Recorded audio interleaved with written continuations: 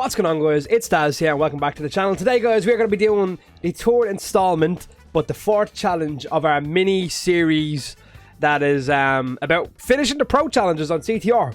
So here we're looking at the challenges that are available. We've already got 3 done out of 12, which you guys have seen all of. If you haven't, I will link it in the card on the top right corner of your screen, which is that side. Yes, it is. And today we're going to be looking at Offroad is Lava. So it says I've done one. Win a race twice in a row in hot air skyway without going off-road. So, does that mean if I just do one more? I must have just won a game on hot air skyway by chance. So this might be a little bit easier to do than I had planned, because I might only have to do it one time. So I was thinking I might have to do this twice, because obviously it's a 2-part challenge. But if the last race I played, or one of the races I played recently, was on hot air skyway and I didn't fall off, must have registered that. So we might be alright here. We might actually look out a little bit here. Although I do think this is one of the easier challenges once again, which is why we're trying to knock it out of the way early on. This is one of the easier challenges that they did give us the option of partaking in, and it just got a little bit easier for me. Definitely got a little bit easier. If this counts as the second race, perfect. That's great. But all you simply have to do is win the race without falling off the track. So if you're playing on single racer or whatever mode you want to, whatever mode suits you, single race. Is that what it's called? Just single race. Whatever mode suits you, where there's other people involved, it's fairly easy to stick it on easy mode and pick up a huge chunk of distance ahead of the CPU opponents. Like right now, you can already see I have a massive advantage over everyone that's in the lobby, because they're on easy, the CPU isn't great, and pretty much that's it now. I just have to maintain my speed, or a reasonable level of speed, and I will have finished this challenge if this does count as 2. If not, we'll do the second one anyway, it won't be a problem. But fairly easy challenge nonetheless. So I'm pretty sure that with the easy difficulty option that you get given in this game, I'm pretty sure that if you have, it's obviously the beginner level, but I think it actually is something that you can come forced in without having any like level of skill at all in this game. So just by maintaining your speed, driving like this, and no boosts, no power slides, nothing, I'm pretty sure you still manage to gain a sizable distance over the opponents. Because I was saying one of the challenges there earlier on, I think it was a daily challenge I had, or a quick challenge, one of those, where all it said was you had to hit 3 people with Coco using a bomb, the rolling bombs. And so I decided, well, instead of just like trying to do it over time and eventually get into it, why don't I just knock it out of the way early on? So I stuck it on easy, and I made sure just to, instead of flying ahead, I just drove amongst all eight opponents, all 7 opponents, 8 including me, and like maintained my position around like 4th and 5th to kind of guarantee myself, or give myself better odds of getting a bomb, or 3 bombs, which I actually ended up getting in the end.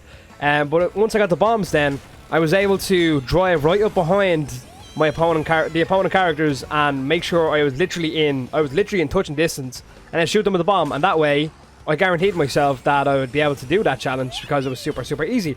But I found that when I was doing that, maintaining my speed around the track, I actually had to keep, like, I'd drive and then I'd brake, and then I'd let them catch up and then I'd brake, and then let them catch up and then I'd brake. So it was like a so it's particularly easy. So if you're doing this challenge, you shouldn't really have any issues with it all. Again, one of those challenges that I think doesn't need to be on the pro challenge options.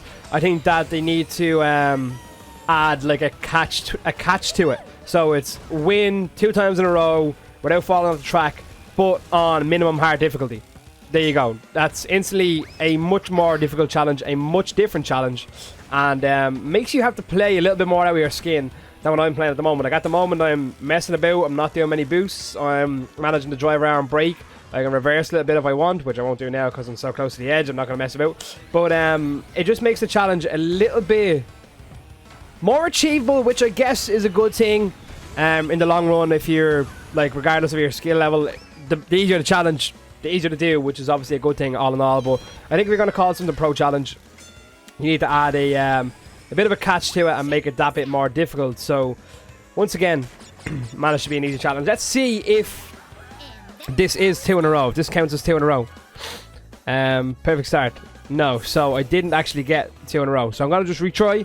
Gonna fly through this again, and this time I'll actually try and play instead of messing about as much I did. But I have to make sure that I don't fall off of the track, because that's obviously the entire challenge in itself. But here we go. So this is attempt 1, part 2 of this challenge, which is literally win and don't fall. So the one thing that's kind of difficult about this track when you are flying around, especially with a character that doesn't have max handling, is this section here. So when you come off that green ramp, you actually hit max speed. So you get your blue flame that you can see I have right now.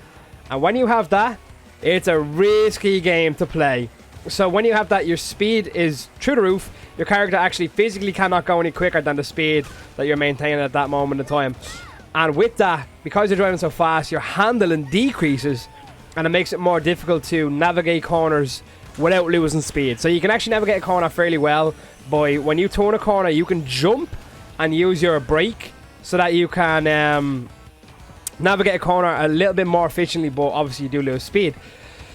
But the whole idea of the blue flame is to try and maintain it for as long as you can. And if you're using a character like Pura or Polar or Ripperoo or any character that has max handling, and you take that blue flame on this track, you can actually maintain that for a long time. I'm not sure if you're actually able to finish the track in its entirety, but you might be able to get up as far as where the 90-degree turn is. So you see here how my blue flame, once again, speed is well and truly, like, after going through the roof. And this is where you see my handling is coming into play, and I'm just not going to risk it, just purely because I can't fall off the track right now or I lose the challenge.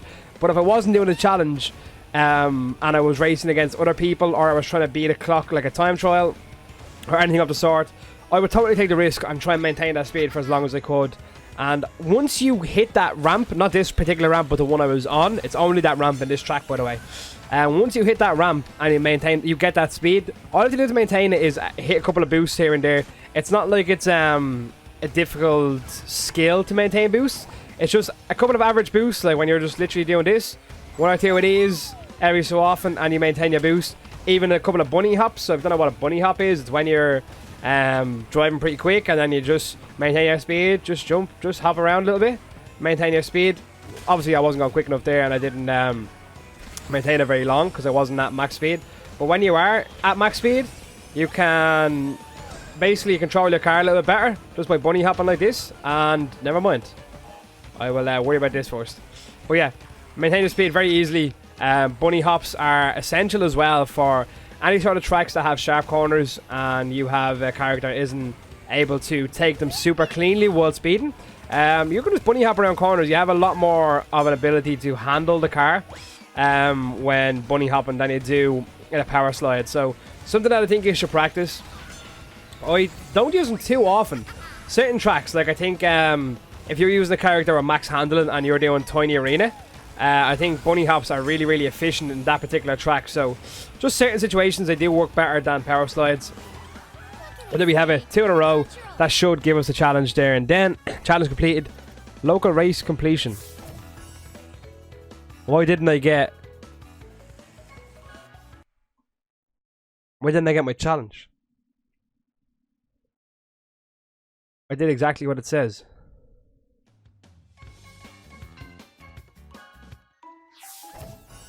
Knock new set wheels, thank you.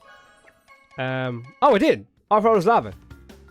Did I get it after the first time? I didn't notice. Well, regardless, there we go. Challenge number 4 out of 12 of our pro challenges done on day 1. Managed to knock that out of the park. We're slowly working towards start your engine. We have 11 done just by complete chance. I'll probably do the sharpshooter next, hitting 15 opponents with missiles. Shouldn't be too difficult. Again, the same idea that I done on the bowling challenge you guys wouldn't have seen. I'm going to just drive amongst the pack, get a couple of rockets, hit a few people, and should be fairly easy. Win 5 limit battles in Nitro Fueled without being hit. I don't know what a limit. I don't really play the battles, so I'm not really sure what the difficulty in the battles is. We'll have to have a look at those. Finishing each position in Crash Call while racing online. That's probably going to be more difficult than it sounds.